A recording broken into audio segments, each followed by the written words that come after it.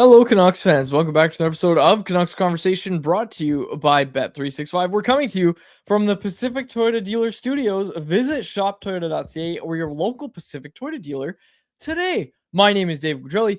I am joined by Harman Dial. Jeff Patterson's going to join us in a matter of moments. But first, we're going to talk right away about last night's game because, my goodness, Harm, the show that Macklin Celebrini put on, you can see it in the chat already, people getting their thoughts and their opinions in. Kayla Chapman saying Celebrini put on a clinic last night. Some comments about the Family Feud survey. Make sure you fill out that survey, by the way, folks. But man, oh man, Macklin Celebrini last night. Let's dive into it. Our super chat charity partner. If you want to make sure your question or comment gets on the show, you can hit us with a super chat. Our super chat charity partner is the BC Mental Health Foundation, changing the face of mental health and addiction by spreading breakthroughs in care, public understanding, research, and knowledge exchange. 9 points for Macklin Celebrini now. 4 points last night. The guy is just, he's incredible. He was creating all over the ice. And I had a line. I wrote an editorial about Macklin Celebrini yesterday over at CanucksArmy.com. Go check it out if you haven't already.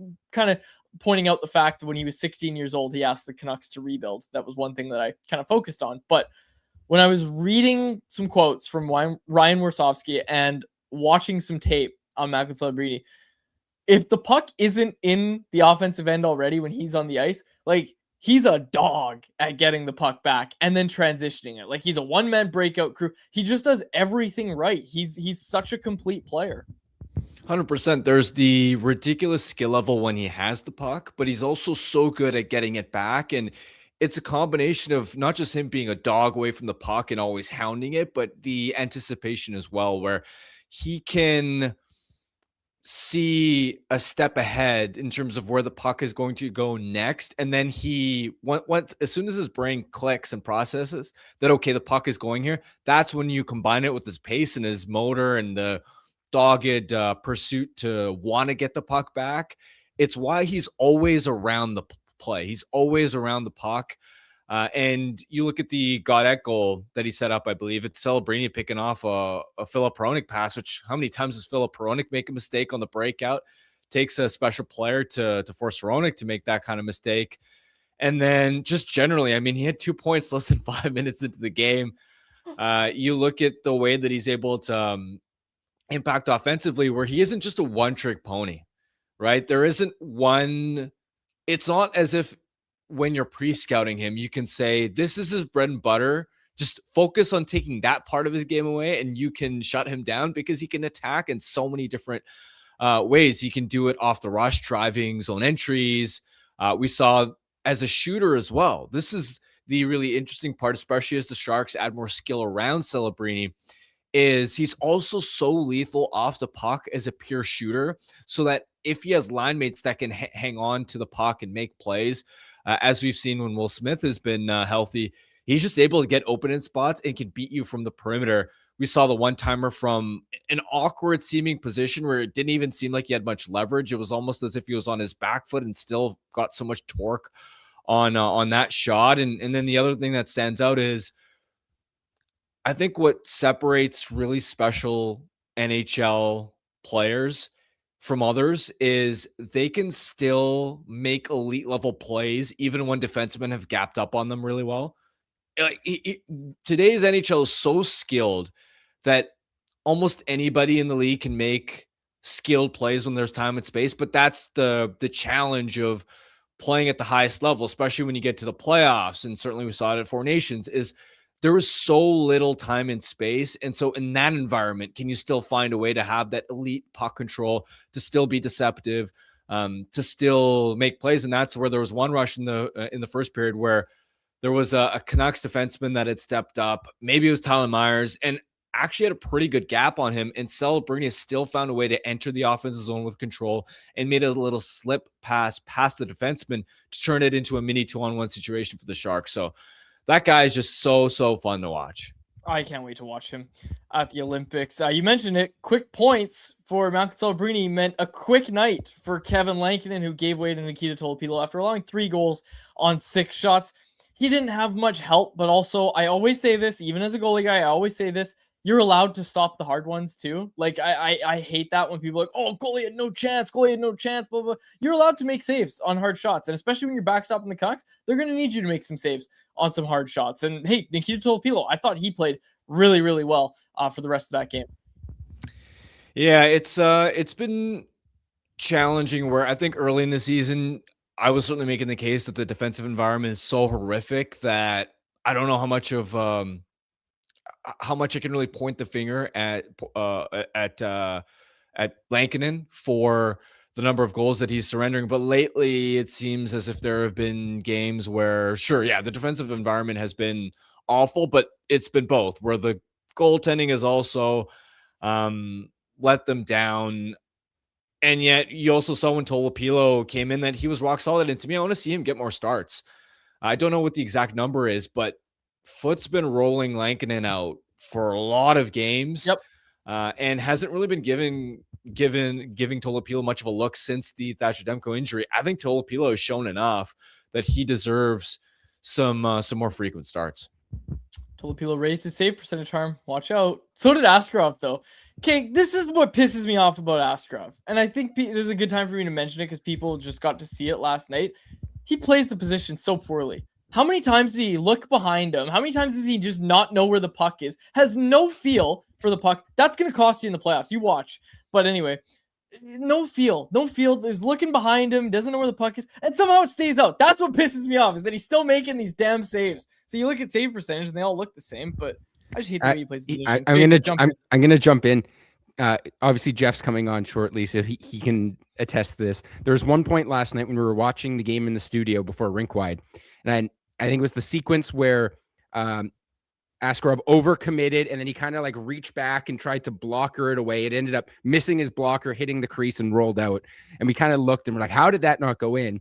And we watched the replay, and I turned to Jeff and I said, like, Askarov looks like I do in a beer league game. Like, that's what I would be doing. I'd be flopping around, like reaching behind me, trying to get to a puck because I was so far out of position. But he's an NHL goalie. He can't keep getting away with this. He can't keep getting away with it. I'm going to say I hope he gets away with it because it's reckless and fun, and in a position that's become so regimented and stiff and technical, it's fun to see one of these. Like, he's a throwback. Like, this is what goalies were like all the time 25 years ago. They just do whatever the heck they wanted. I kind of like it. I hope it works out for him. He's the Tyler Myers of goaltenders, just pure chaos. And sometimes it's going to be really good. Sometimes it's going to look kind of rough. All right. Always. I got nothing else. I got nothing else on last night's game, honestly. I think there's a lesson. Sure. I think there's a lesson to be learned from the Sharks' success this year, and not to say that they've arrived, because I think a lot of time we've assert we've seen rebuilding. Yeah, we've seen rebuilding teams like Anaheim get off to a good start, or Chicago, whoever, and we are pointing out, hey, how much brighter their future looks, and they get off to this good start, and then things fizzle out. The overall point still stands about those teams having a brighter future.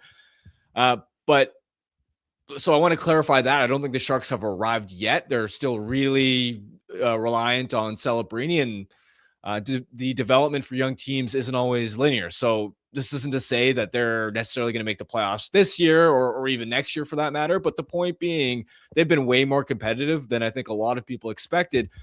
And what's interesting for the Sharks is, I think when you look at them on paper, they, heading into the season, probably had the worst decor in the NHL. Even after having signed Orlov and Klingberg as a couple of veterans, you look at some of the other defensemen there, Mario Ferraro, Timothy Liljegren, they just don't have many established true high-end top four defensemen. But where they have some strength is obviously up front, where you have Celebrini, where you have Will Smith, where you have Tyler Toffoli, William Eklund. There's another guy that doesn't get talked about a lot in San Jose, but he was a top 10 pick, and I believe scored 56 points last year, just like another talented 58 points last year. He's got 32 in 47 games this season. The point being, you look at the construction of that roster, and it's okay. They've got some juice up front. They've got some fun, dynamic skill. On paper, on the blue line, they're still way far behind everybody else. And yet in today's NHL, because this is a high scoring league, an offense driven league, you can still get away with it and be more competitive than you would imagine. And then the flip side of that is we were talking about the Canucks heading into this season, and their construction was almost the opposite, where we looked at their decor and said, all right, with Hughes, Hronek, Paterson, Myers, a couple of young guys, this is actually a pretty good decor on paper. And you're thinking, all right, you have on paper a decent goaltending tandem as well. The concern where your disadvantage lies is you just lack the high end forward talent. And I think clearly, to watch the success that San Jose has had and how everything crumbled for Vancouver, we're learning that having a fun, dynamic forward group is more important than having the defense score. And look, a cup contender, these true high-end teams like Florida, they have both, right? So This isn't to say that you don't need a high-end defense core, and certainly San Jose is going to need to add some blue line talent in order to take that next step in the next couple of years. But I think the way the Canucks had built their team coming into the season was almost built for the 2010 NHL, like 10 to 15 years ago, where you could grind out low scoring games, where it was a 2-1, 3-2 kind of league. Goaltending was such an X factor. And I think in today's game, you just need that dynamic forward talent to make an impact. And that's important to keep in mind as well when you consider where the Canucks are at with the rebuild effort as well, where we see them with some promising high pedigree blue line pieces on the way. And yet when you look at their forward system, even when you account for Braden Coots and Lecker-Mackey and Ogren, Rossi, some of these under 25 names, there's still such a desperate need for dynamic offensive game breakers. And I think that's important, just because I think philosophically the league is changing, where you can get away with having a spotty decor so long as you've got enough elite talent up front. Give me Gavin McKenna. I keep coming back to it. Get me Gavin McKenna over, I think, over Stenberg. But hey, I might go back on that. I've changed up, but I think I'm pretty sold on Gavin McKenna. Dude's scoring right now at Penn State. We'll see how that plays out over the stretch of the season. All right, let's get J-Pat in here. Jeff Patterson is brought to you by our friends over at Greta, a great spot for all games, including the Super Bowl Sunday, February 8th. You don't want to miss it. Their Super Bowl party is going to have giveaways, prizes, and more surprises for the big game. So make Greta your spot to watch the Super Bowl. Go to their website, gretabar.ca. Book a reservation. Go hang out with them. Going to be a great time. 50 West Cordova Street is the address. Let the games begin. All right, J-Pat joins us now, the host of Rink Wide Vancouver. At Canucks practice today, Jeff, we saw some absences. Can you just quickly run through where everybody was? Because we noticed it was Hronek gone, Myers, Garland, Hoglander. Well, I guess I'm giving you a lot of names, but just the big one, Nils Hoglander. Yeah, Hoglander left last night's game and is being evaluated by medical staff today. Adam Foote didn't have a whole lot more to go on, but I saw Hoglander in the locker room when we went in there. He looked fine, but I'm not a doctor, so take it for what it's worth. But he's alive, he's around. But just from what the coach said, it sort of felt like he may be back out of the lineup again after missing the first half of the season with the ankle injury and the surgery that was required from the preseason injury. So we'll have to wait and see on Hoglander. Otherwise, it was a combination of maintenance days and illness. This flu bug that's been making its way through the room for a while now. Seems like it caught up with a few more guys. So maintenance and illness, but either of those two, I think, will allow guys like Hronek and Myers and Garland and Hedl all to be available for Adam Foote on Thursday night against the Anaheim Ducks. JP, we spent a lot of time talking about the Celebrini show last night, but from a Canucks perspective, what were your takeaways from last night's loss? That the cross seam back is back, baby. The pass, look, there was that stretch before Christmas where the Canucks really clamped down and actually were tough to break down. I think that might be as permissive as they have been. And Will Smith and his power play goal was the exclamation point. For him to take the pass from Klingberg on the sideboards through the middle of the ice, and I think it was Patterson and Garland were the penalty killing forwards. Nobody in the neighborhood. Smith has time to stop the puck, look up, I mean, just a big-time, big league shot up over the shoulder of Tolopilo, but should never have had that opportunity to get that shot away in the first place.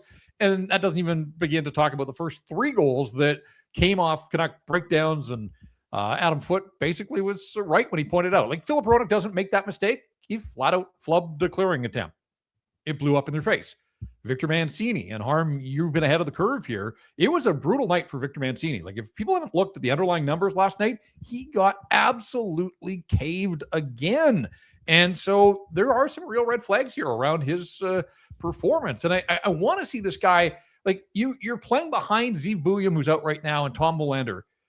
The Canucks aren't looking to Victor Mancini to be an offensive generator. He's a massive young man. Lean into the physical side, like, be a physical deterrent, finish every single check so that every player on the other team knows when they step over the boards and Mancini's on the ice that there's going to be a price to pay. And he seems caught right now between wanting to still be the guy that he was in the American Hockey League last year and in the preseason, and it's not working for him. And I do worry a little bit about where this is going for Victor Mancini. So I just wanted, you were ahead of the curve on this one. You wrote about it. You talked about it here on Convo, but you're spot on as usual. And last night was just more of a really tough night for Victor Mancini. So I think my overall takeaway was, on a night where they get the start they're looking for, they open the scoring 1 minute and 15 seconds in, and it lasts all of 36 seconds, and then it was spiraling out of control from there. And so to hear Adam Foote post-game talking about how his veteran defensemen have been good for him this season, and I thought, hang on a sec, like, this is a savvy hockey market. You can't just throw that kind of line out there uncontested. Yeah, Filip Hronek has been terrific for them, and he had a tough go last night. It happens. But to suggest that your veteran defensemen have been good for this hockey club, when we have talked about the slide in Marcus Paterson's performance and Tyler Myers just struggling all season long in all situations, I don't know. I just had a little bit of an issue with that when I heard the coach just kind of slide that through, that, oh, for the most part, the veteran defensemen have been good, but you can't expect them to be perfect 82 games a season. Well, I think that much is abundantly clear from anybody that's watched the Canucks this season. Sticking with defensemen and young defensemen, you brought up Mancini. Tom Willander, post-game. Did you catch what he had to say post-game, talking about himself and, I mean, the team as well? And he used the word awful, I think, 3 times. Wasn't very happy with himself or the team after that game.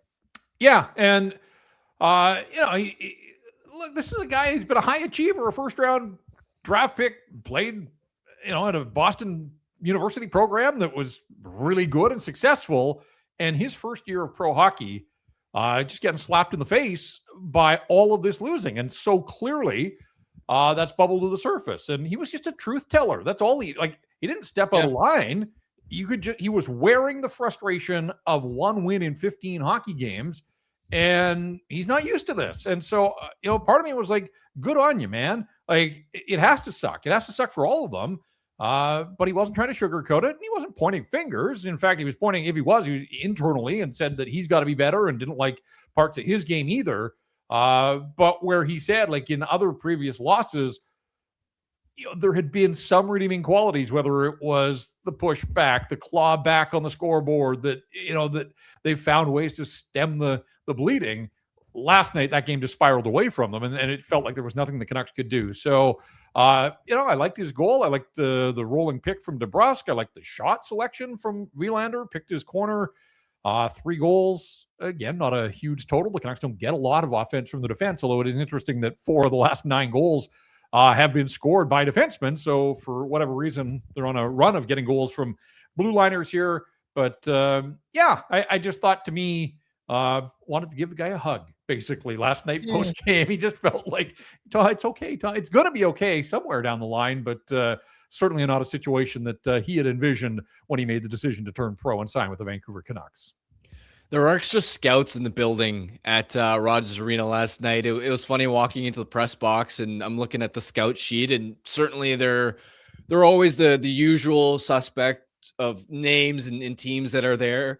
But it was so crowded that Faber, who's usually on the left side of the press box, and it's almost like he's on a distant island from us, was on the right side, because there were so many team personnel that were in the building last night. Now, I'm sure they weren't just focused in on one guy, but the name that has been in the trade rumor mills most prominently these days is Evander Kane. What did you make of Kane's performance last night? I thought it was a little bit underwhelming. I was hoping for a little bit more offensively. I know he kind of jumped Timothy Liljegren there, and I don't know if that was frustration for maybe not being out on that 5-on-3 power play with Linus Karlsson and Lekkerimäki on that unit ahead of him. But just what did you make of his night? Well, look, I was in favor when Dollywall reported that Dan Milstein's now involved trying to grease the skids for a trade here. I'm ready to sit Evander Kane down and just protect an asset here. There's not a person in hockey that needs to see more from Evander Kane. Like, he's closing in on his 1,000th game here. If he stays with the Canucks, it's going to happen in March. Everybody knows what Evander Kane is and what he's all about. And so I'd be in favor of sitting him at this point and just trying to get this deal done.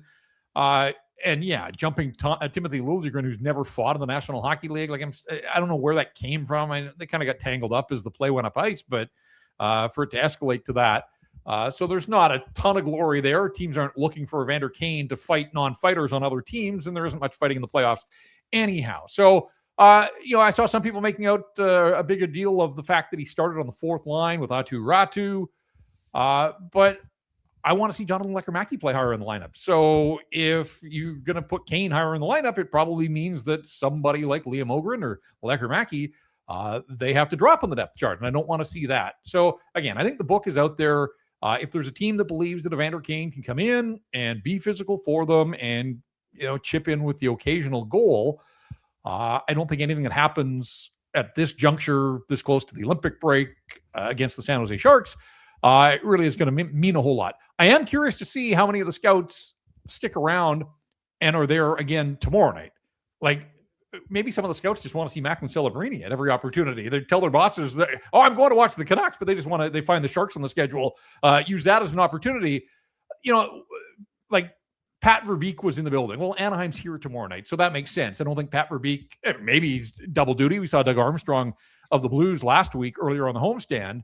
But as you point out, Harm, and I think we all know that, like, there are a lot of scouts that live in Vancouver. This is home base for them. They're there every game. And so, Mike Penny represents the Toronto Maple Leafs. Mike Penny has been at this forever. He's at almost every Canucks game. So when I see Mike Penny, the Leafs are, hot on the Vancouver Canucks, like, it doesn't work that way. There are a bunch of them. And so you do have to take the scouting list with a grain of salt. But when there's that many, that's a little bit of a unique situation. So if there are that many again on Thursday night against the Ducks, then it tells you that, yes, they're there to watch the Vancouver Canucks.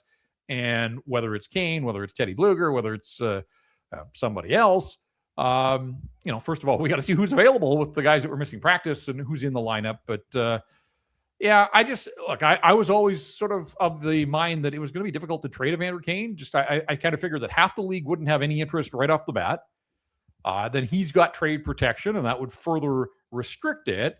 But ultimately, it only takes one, and we know that this league, like, teams, they get caught up in this idea of players. And, a physical power forward with playoff experience has been to the Cup the last 2 years. That's what we need. But anybody that's watched Evander this year knows that it's been wholly underwhelming almost every night out that he has performed for the Vancouver Canucks. So, buyer beware, I guess, is what I would say to an acquiring team at this stage. Jeff, Macklin Celebrini, we were gushing about him at the start of the show.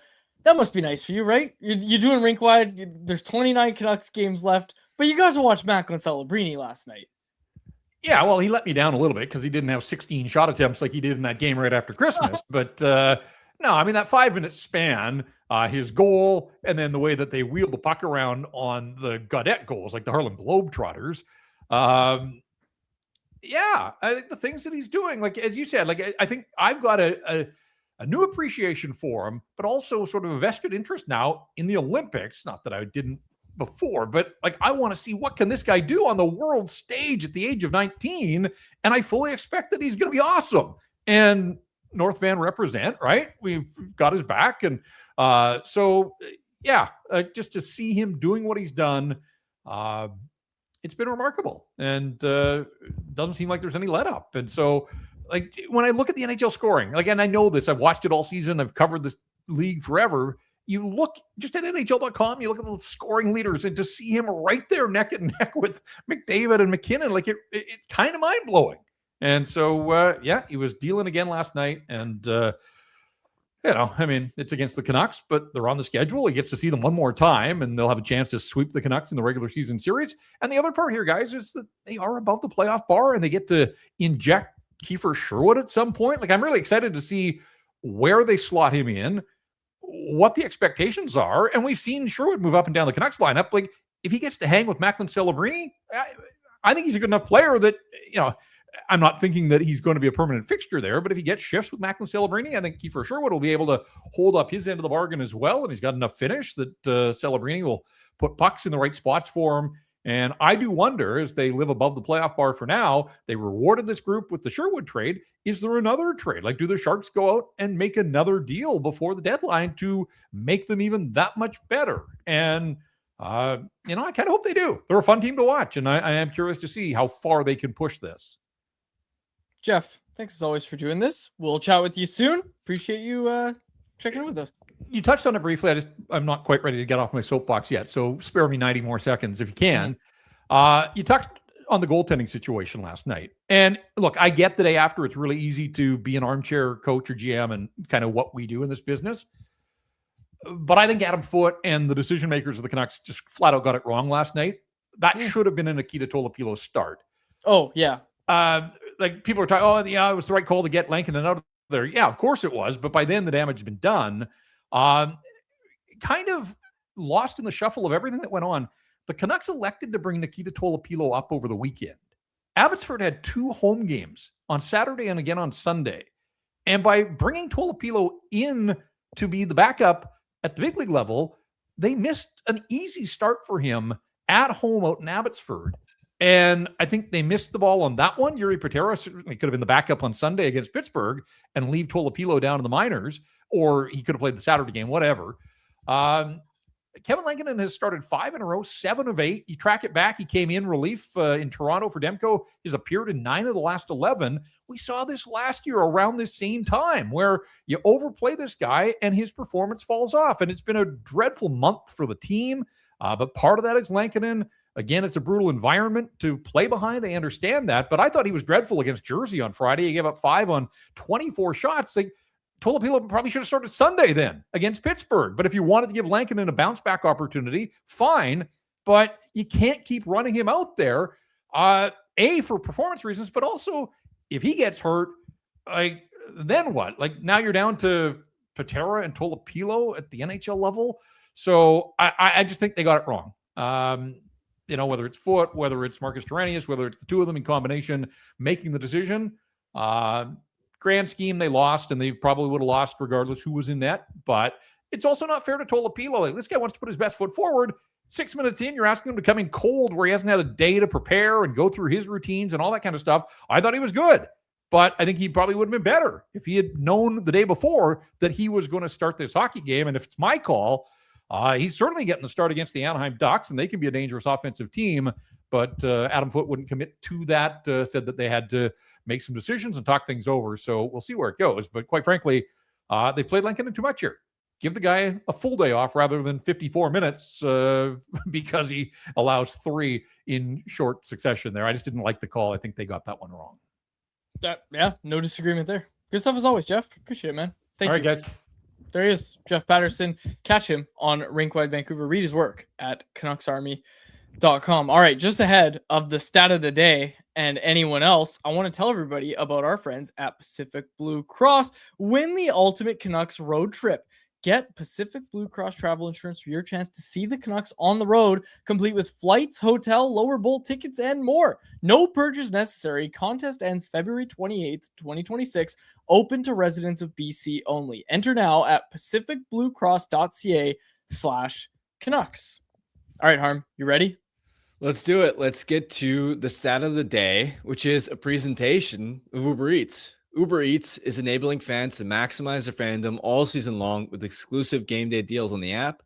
From game day eats to paper plates and napkins, if you're hosting, to all the ingredients you need to make your favorite game day dip.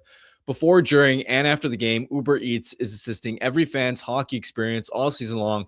#crave the stats. We spent a lot of time yesterday talking about it. Jonathan Lekkerimäki making his return to the Canucks lineup, getting a top 6 opportunity, power play 1. And I'm not going to overhype what we saw, but I thought it was a good step in the right direction from Lekkerimäki. The main thing for me is he managed to register 4 shots on goal, 6 shot attempts. And when you look at the game logs, Lekkerimäki's last 6 NHL games before last night against the Sharks, he only had 1 shot on goal combined across those 6 games. So this is a player that the last time we saw him in the NHL was struggling to get meaningful shot volume. And now that he's come back up after some time in Abbotsford, 4 on the net, 6 attempts total. That's what I want to see from him. He's a goal scorer. He's got a hell of a shot. You want to see him peppering the net at a high volume. And that doesn't mean shoot it from every low danger angle and from situations in the offensive zone where a pass is the smarter play to make. But I didn't see that from Lekkerimäki last night. He was shooting from the spots where he should have been shooting. And for me, it was the first couple of shifts. He just looked a tad quicker, a little bit more assertive and confident, where he wanted to hold on to the puck and carry it. I think his first shift of the game, he settled a puck after the Sharks had cleared it out of the defensive zone. It rattled off the boards. It was in the neutral zone. He had a really good, clean first touch to settle it immediately and was able to then turn around and translate that into his own entry with possession. He got a shot off the rush. Then I think Chytil got a decent chance on the rebound. A later shift in the first period as well, where it was a nice zone entry with pace and a shot off the rush. I thought as the game went on, his 5-on-5 impact was quieter, right? I was so impressed with, the first 10 minutes of the game and his early shifts, how much quicker and how noticeably he looked at 5-on-5. I think as the game went on, he got quieter and I was left wanting a little bit more, but at least we saw in the power play as well. He was finding ways to get opportunities. And this is where Elias Patterson on the power play this season has shown a knack for finding that cross seam pass where he's on the right half wall. He's able to consistently get it past penalty killers. And especially on that 5-on-3, there were like 2 or 3 chances Lekkerimäki had, and sure, the finishing maybe wasn't there in last night's game, but with the shot that he has, I'm not worried about the finishing eventually coming. I liked to see how many opportunities he had offensively. And how about the passes from Elias Patterson on the power play specifically, right? Yeah. Like, he had so many chances to score, and not like you've got to bury those, but eventually he's going to bury those. Like, I think that's the lesson. Is just keep him there. You've seen him bury those at the AHL level. And yeah, I'm really glad that the side of the day was focused on his shot volume, because I did want to talk about Jonathan Lekkerimäki. And most of the things I wanted to say were things that you mentioned. I hope he gets this look, man. Like, I hope this is a longer look. I even texted you during the game. I was like, did I just see him skating with Nils Höglander? Is he on the 4th line already? And you know, we were kind of joking. It's like sometimes it's hard to tell because Adam Foote loves to just shuffle his lines like crazy. So we couldn't confirm, but he did play a lot with Elias Patterson last night, and he got that power play one time that I love to see him in that spot. Those are going to go in soon. Those are going to go in. At even strength, what I'm hoping for is more of what I saw through his first few shifts of the game, where he looked quicker. That was one of my first takeaways was, all right, he's got a little bit of pep in his step, and then allows him to separate and gives him the speed to actually be able to carry the puck into the offensive zone with control, rather than being in a spot where he's forced to dump pucks in. Because when he's forced to dump pucks in, then he can't skate into areas into the high slot where he can get transition scoring opportunities.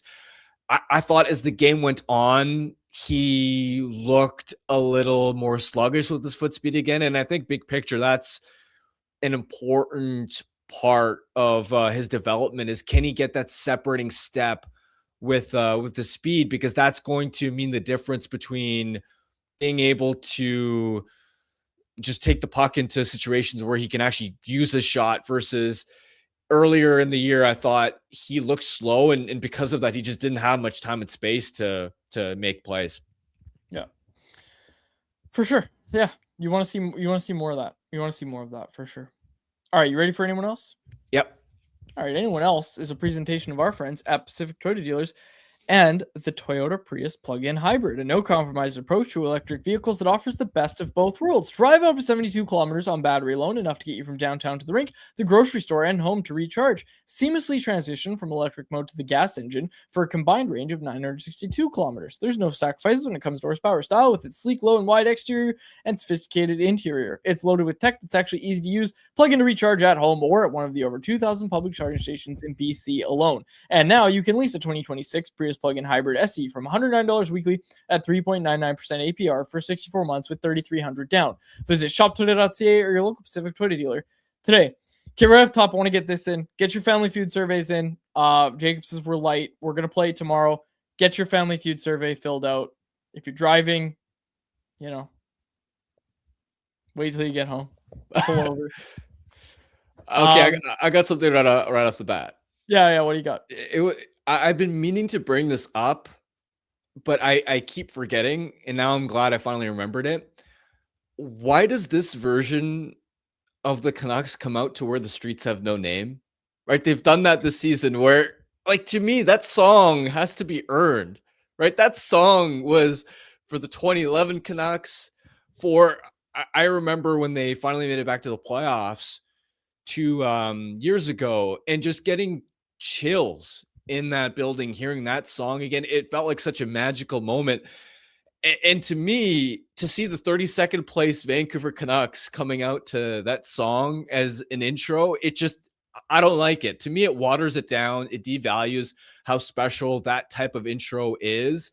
And my worry is the kids watching the Canucks these days, right? that maybe those kids were too young to watch the 2011 run, and they're going to associate that intro with this version of the team that's going nowhere. No notes. Like, dude, you know how bad the crash out's gonna be if we ever get someone in the chat who in like 10 years is like, I don't want the Canucks to be coming out to this song because I associate it with all the losing that they did in the mid 2020s. You know how mad that'll be, like the biggest crash out you've ever seen. Yeah, we're gonna teach some kids some stuff if that happens.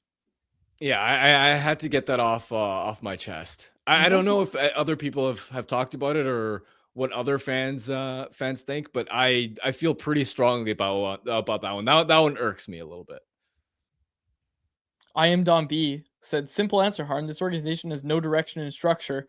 The decisions are made by people who don't understand the ins and outs. They miss people who actually care and see this through. I know there was some pushback internally and some people going. I was gonna say, this comment comes from a song. We're talking about the song, and this is what you come up with? Yeah, no, but I heard there was some pushback when the initial idea was floated to start using the song as part of the intro for the team. But okay, you clearly know something. What do you know? I'll just leave it at that. There may be some people high up within the organization that have overriding influence. How high? I'm gonna start naming people. You say no, I'm not doing that. Pretty high. Higher than the highest? Okay. We got a super chat here. This is from Nothing Is Perfect. He said, why does Foot have rookie D-men playing on their weak side, but not his veteran players do that instead? Are we worried that will hurt development? Harm, we were talking about this like not that long ago about don't put these rookies in that spot. Yeah, we're surprised. And I don't know if I really have an answer. Maybe that's a good question to ask Adam Foote. But yeah, I am worried that it'll hurt development. I'm worried that this defensive system is going to hurt these kids' development. Yeah, I don't like it. And I think part of this too is, as we talk about young defensemen, I know we were talking a week or two ago about, hey, Mancini's got to show something.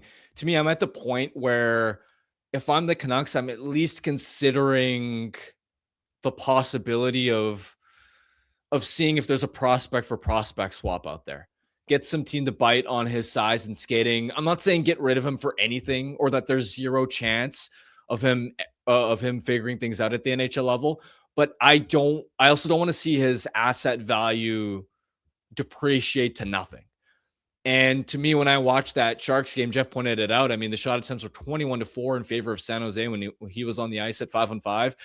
Again, it's a hockey IQ issue for me.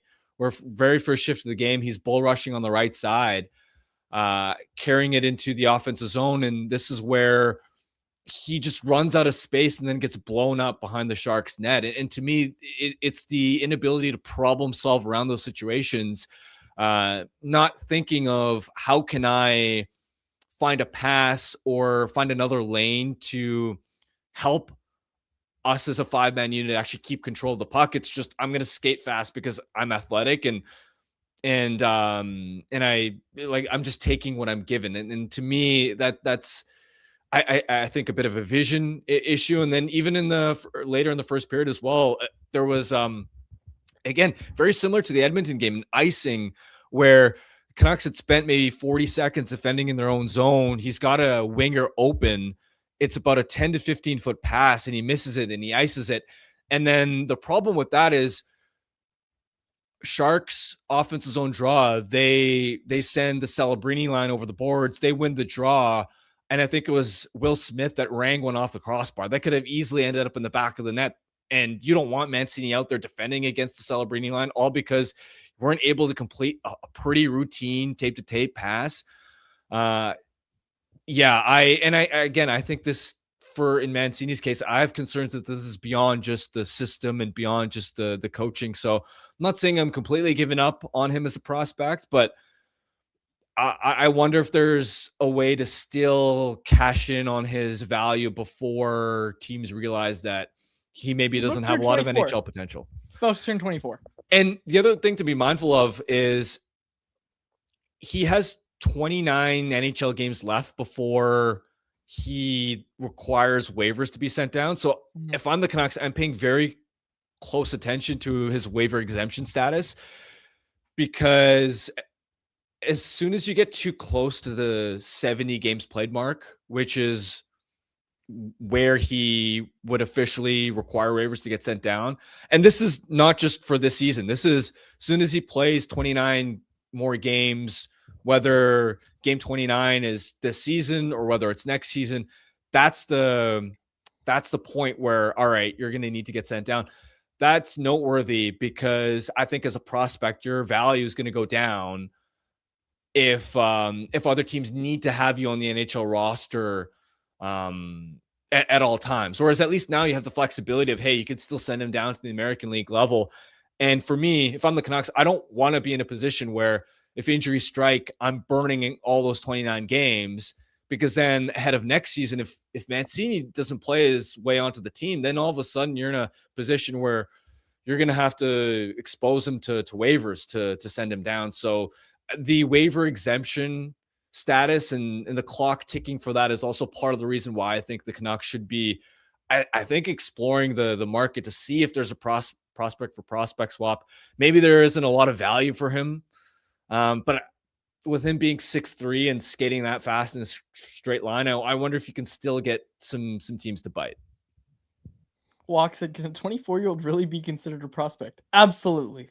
Absolutely. Well, it's a fair point. It's a fair point. But you're not look at him and you're not specifically saying like this is clearly a prospect. You're just saying like this guy for another younger guy who's maybe underachieving. That's the kind of swap you're talking about. Yeah, okay. A younger player, or even like to recoup a draft pick. Yeah. Okay. Colin Whitehead had 2 super chats in the chat, each for $5. That's a $10 donation to the BC Mental Health Foundation. Appreciate it. He said, Quads and Arm, should Foot play Lecker-Mackey and Ogren with PD on the top line for the rest of the year? Hell yeah. Absolutely. Give me that for days. We haven't got to, that's one thing. I know it's only one game, but Ogren and Lecker-Mackey, this duo, I think Tyson Cole's writing about this, so I'm not going to talk much more about it, but they played together growing up. They know each other. Let them try to develop some chemistry. Perfect time to do that. Give them to Elias Patterson. Elias Patterson, all things considered, has played pretty well this year. Let's see what he can do with those guys on his line. I'm curious to see what that trio would look like. I'm a big fan of that idea. Yeah, my only hesitation with that is I want to see the DeBrusk, Patterson, Carlson trio get more of a consistent look. I want to see them get some legit runway to see if there's something there. But I agree with the idea in general that at some point you want to see Lekkerimäki get a look alongside Ogren. You want to see Lekkerimäki maybe get that shot with Paterson. If he is up there with Paterson, you're going to want to make sure that whoever's on that left wing can hound pucks, can win possession back. The other thing I'd say for Ogren is Ogren got a look with Elias Pettersson against Edmonton around a week and a half ago, and I thought I saw a player that is still a work in progress in terms of understanding how to play with skilled line mates. I didn't think his puck touches were the most productive. I saw situations, for example, where it was Patterson line gains his own.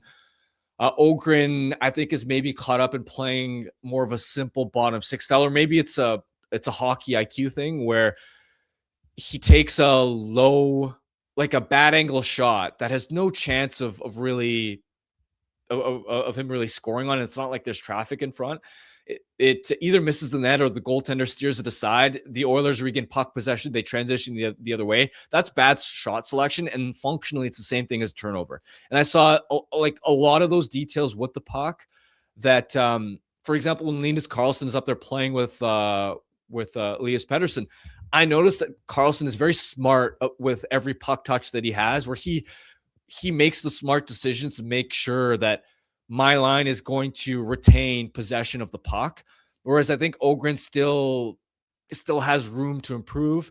I'm obviously not going to write that. I'm not sitting here saying, oh, because Ogren didn't look the best with Patterson for one game, that you're never going to give him that opportunity against Edmonton too. Yeah, but it is something that I'm going to be paying attention to the next time Ogren gets that type of opportunity. Is has he adapted? Is he making smarter decisions with the puck? Because we know the hustle is there. We know the speed is there. I think the next part for him to see more of a bottom line offensively is being able to make smarter, skilled plays when he has those opportunities. All right, this is another super chat. They just keep coming. This one's from Condones, regular listener to the show. He said, how much longer does Foote have? His entire system is already getting old. Also, Fraudrelli will not be returning tomorrow, right? I'm going to crush Family Feud tomorrow, but let's get to your other question there. How much longer does Foote have? System's getting old. People in the chat asking us to explain the system. We've done it before. There's a really good write-up at Canucks Army. You can just Google Canucks Army explaining Adam Foote's systems, and Jake Frazier did a really, really good job explaining it. I don't want to get the whiteboard out. I just don't. But basically,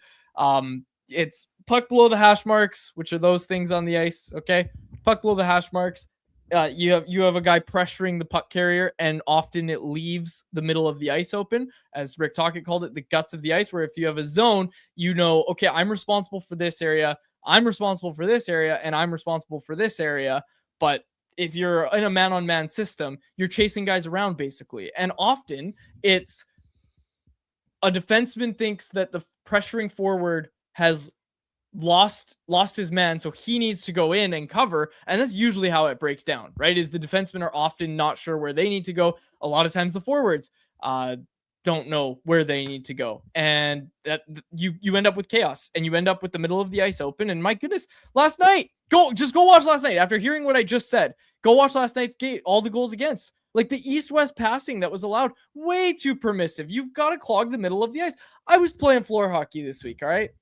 Playing floor hockey, and no offense, but I just, so few people don't understand, like, the basis of a really baseline thing that everybody should know about hockey is if you clog the middle of the ice and keep shots to the perimeter, you're going to do okay. It's not that hard. It's a little more complicated at the NHL level.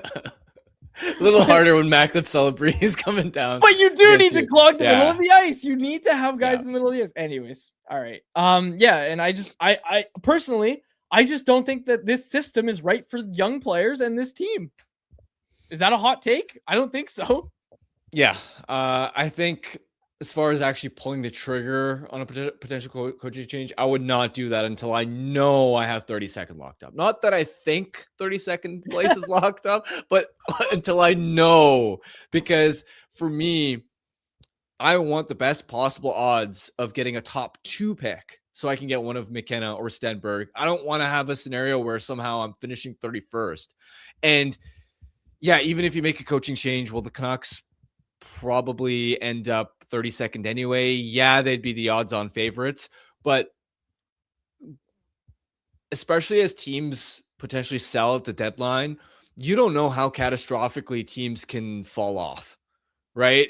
You could easily see another team like a St. Louis, who is now in 31st place, or a Calgary, if they end up moving Kadri and Coleman, going on like a similar losing 14 to 15 games. And all of a sudden, if you got Manny here and they're playing a little bit more structured hockey, they're picking up some points. I just, until it's locked up for certain, Agreed. I'm not making a coaching change. Agreed. Interesting you said Manny, because yeah, he's just doing such good things down in Abbotsford. I was talking to some people from Abbotsford. I'm not gonna identify anyone, and they were just saying, like, the vibes are really good in Abbotsford this season, and that's going to be a really interesting thing to, eventually when we talk to a guy like Lekamaki or someone else who's been in Abbotsford. It's something I want to ask, is just like, what are the vibes like? Because the person I talked to was like, they're really good in Abbotsford. Like, the vibes are really good. They're doing a ton of losing, but Manny's got everybody feeling great about themselves, and it's like, how? So, anyways, just an interesting little tidbit there, that despite all the losing in Abbotsford, everybody seemed like the vibe seems to be really good around the Abbotsford Canucks right now. So that'll be an interesting one to kind of follow up on. Okay, this was from Free Petey. This is an interesting one. Super chat. He said, well done. I'm assuming on the explanation, quads. They played zone, and then Huggy was traded in those 4 games. What? Okay. Oh, okay. This person is saying that the Canucks switched to a zone system for the 4 games that they defended well, to make it easier for the new guys after the Hughes trade. Of course, they won those 4 games. I have to go back. I don't think that's accurate. I don't think they changed the system for 4 games, won those 4 games, and then changed it back. That'd be hilarious. I don't think that's what happened. I don't think the system changed at all. Like, maybe there's little tweaks.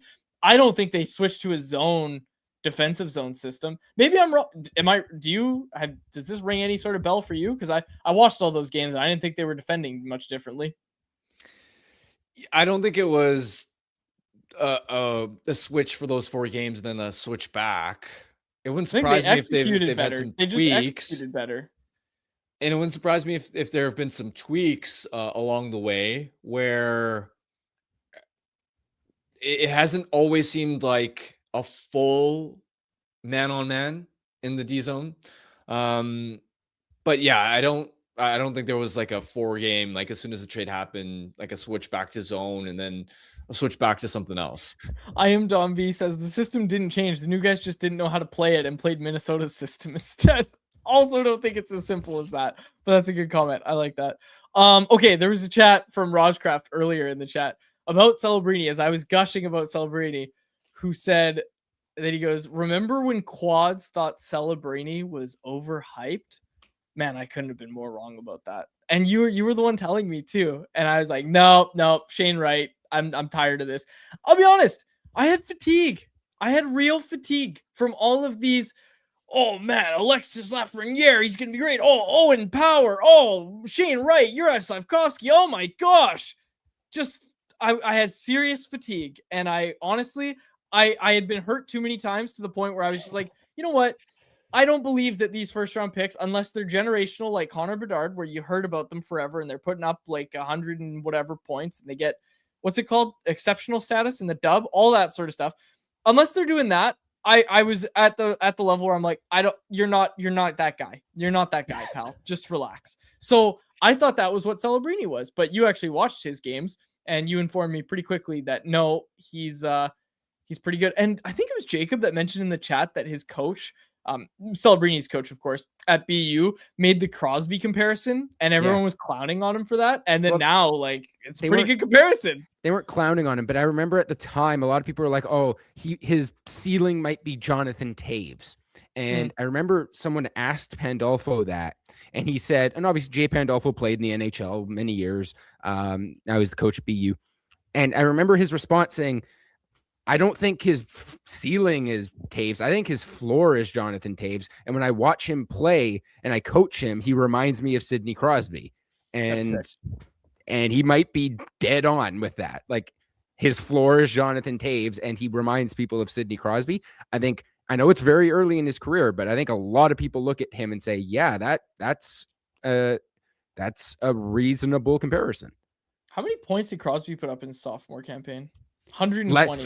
Fewer than what Celebrini's on pace for. He was on pace for 122 before yesterday's game, and now he's higher. even higher. Yeah. Wow. Okay. All right. Harm, over under Celebrini points, 120 on the season. Can't put me on the spot like that. I'm smashing the over I'm saying over. He's got one more game against the Canucks. You can chalk him up for 3 or 4 in that game easy. Harm, he's got 78 points right now, dude. Yeah, it's pretty unreal. I'll take the over as well. All right. Write it down, Jacob. Harmon defiantly says, clip it too, actually. What's he at? Hold on. I'm just looking what he's actually on pace for. I'm just pulling it up. Yeah, now he's on pace for 125 after last night. Unbelievable. All right. Anything else from either of you? No, I think I'm good. Okay. Then let's get to our Bet365 bet of the day, which is brought to you by, you guessed it, Bet365. What did I take yesterday? I think I took the Mammoth. Does that sound right, Jacob? I wouldn't know. I was not producing your show yesterday. Hang on. Harm, do you remember what I did? It wasn't the Mammoth. I don't.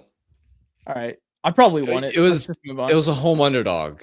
That's probably won it. Let's go to let's stick with hockey. You see, Giannis Antetokounmpo might get traded. This is all over my feed right now. Did you see this? I feel like I've heard Giannis trade rumors for months now. Yeah, it seems legit now. I think it's happening. So are they going to hold him out tonight for trade related reasons or what? They're not playing. Wait, did you? So I guess not. Did you bet NBA yesterday? No, I didn't. Okay. Oh, I bet on the Kraken. What happened to the Kraken, Jacob? Someone in the chat said I did Kraken. That sounds right.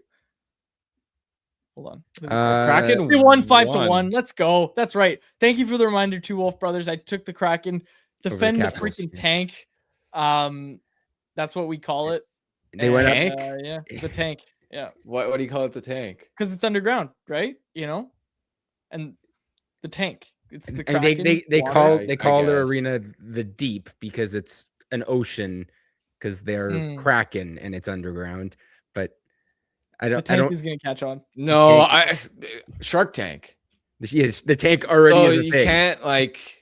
Oh yeah, you can't use tank there. I thought you were suggesting they call it the Shark Tank, and I was like, no, problem with that. Okay. No. Let's go to the hardwood. No. We're sticking with the hockey. What am I saying? We're sticking with hockey. You guys throw me off all the time. Okay, NHL. All right. The Rangers and the Islanders play each other tonight. The Islanders are slight favorites on the money line. Make sure, if you can catch this game, folks, make sure you watch this one. This will be a good one. Rangers, Islanders, the home favorites, but only slight at minus 130 odds. We are taking that. That is our bet of the day. It is brought to you by Bet365. Whatever your bet is, it's never ordinary at Bet365. Download the app and get on the game. Use the code NATION at Bet365. Must be 19 plus to play. If you choose to play, please play responsibly. We will wrap it up there. Get your Family Feud survey in. For my co-host Harmon Dial and our technical producer Jacob Lazar, my name is Dave Woodrelli. Thanks so much to the episode of Canucks Conversation. Canucks Conversation is live Monday through Friday, every weekday at 2 p.m. over on the Canucks Army YouTube channel. Make sure you like, subscribe, and interact in the YouTube live chat every day with us, folks.